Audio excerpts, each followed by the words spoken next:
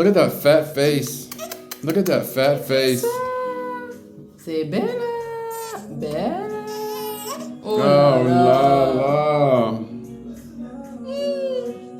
She don't like to look pretty. You don't like to look pretty? Yeah.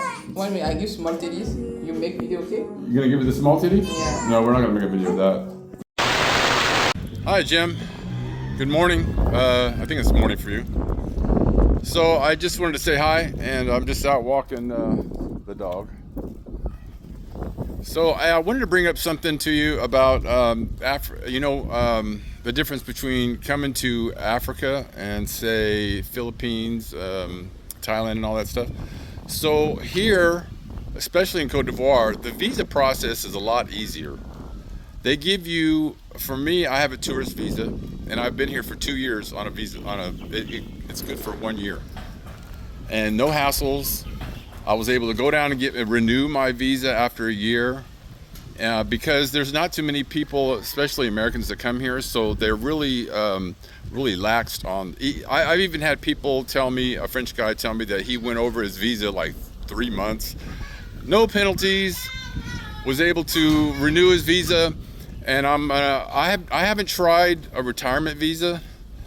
I guess I probably should do that. I'm going to file for my residency this coming up December. I'm going to be due again, so it'll be my 3rd year here. And the other I don't know if you want to call it a plus, because there's corruption everywhere, right?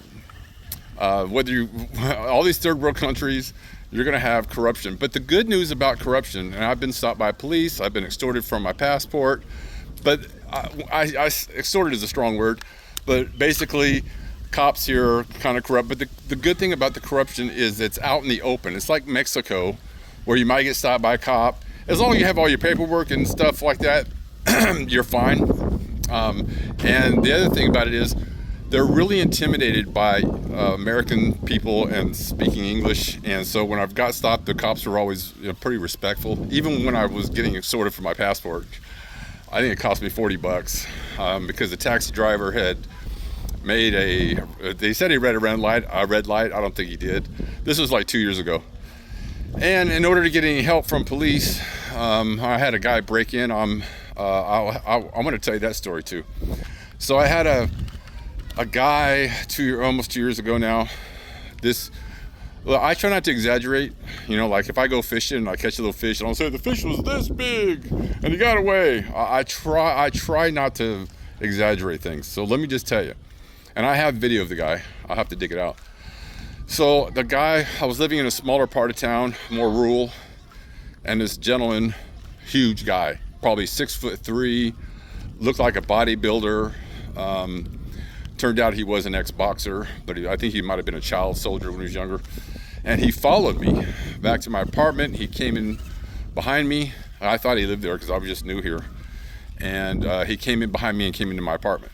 And I ran and got a knife. I told the story in one of my other videos. I had to run and get a knife, and I had to basically had a standoff with him in my apartment. And me and Michelle had got into a little bit of a argument after that, because I said, listen, next time, because she got in the middle. She was like, no, I've got a knife in my hand and I'm trying to run this huge guy. The guy, I'm telling you, man, the guy had muscles on muscles. And he tried, finally another neighbor came out and we helped run him off. And then I went to the police, trying to get them to come arrest the guy. And I had to end up bribing the police for like $25 and some sodas to come out, and they arrested the guy. And I went down to the police station, testified against him, and then he went to jail. It was pretty scary. I guess he was upset I was in his village, and because I was white and I didn't speak French, he kind of, I guess, got offended by that in some way. I don't know. I think the guy was a little bit off his rocker. He was telling the police I was his friend, and because you got to be careful around here, because everyone wants to be your friend. But that's that, and the incident with the $40 getting my passport back. I think those are things you're going to run into in third world countries, especially because look, when I go down the street, I attract so much attention, and it doesn't help that I dress like I would in America. I do have some African clothes, but I still stick out. It doesn't matter what I do. People know I'm not Lebanese. They know I'm not Arab. and so people just stare at you. So me and my friend had a running joke that, you know, when you're in Africa, you kind of know what it feels like to be a pretty girl because everybody stares at you. Even just last night, I went to pick up some food to go at a restaurant. That's where all the white people go, and it's a little more expensive.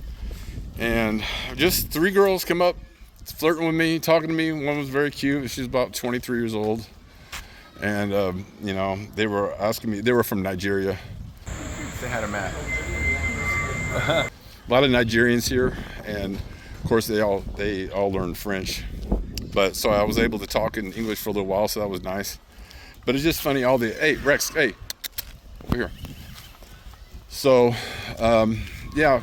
So when you go to the Philippines and Thailand, which I have a sneaky suspicion that's probably where you're leaning towards, which is great.